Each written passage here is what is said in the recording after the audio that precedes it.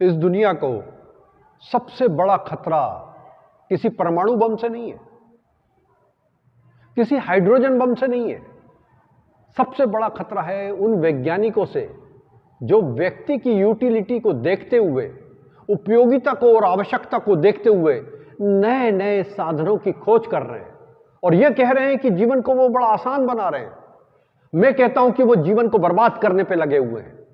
वो जितने भी उपकरण बना रहे हैं जो लोगों की सुविधा के तौर पर काम आ रहे हैं, वो सारे के सारे दुनिया में नए पागलों की जमात को, फौज को तैयार कर रहे हैं और ये दुनिया पागलपन के मुहाने पे खड़ी हुई है। कैसे, आप इसे देखिए।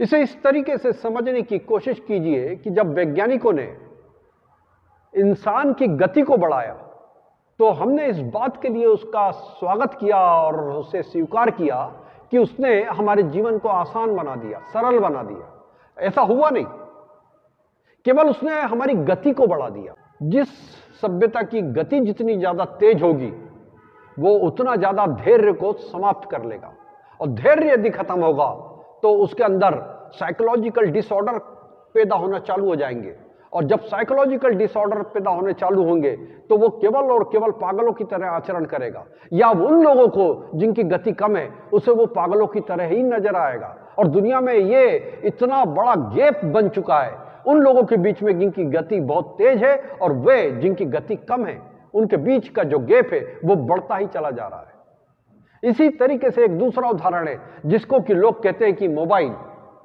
व्यक्ति की चिंता को दूर करता है, लेकिन मेरी दृष्टि में मोबाइल ने जितनी चिंता बढ़ाई है व्यक्ति की उतनी इस शताब्दी में किसी दूसरी डिवाइस ने नहीं बढ़ाई।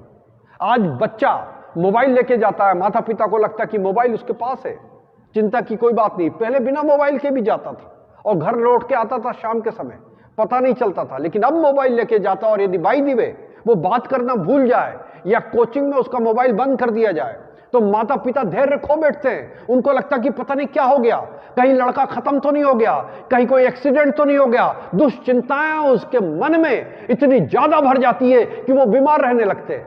दरअसल इस डिवाइस ने केवल और केवल चिंताओं को ही जन्म दिया है।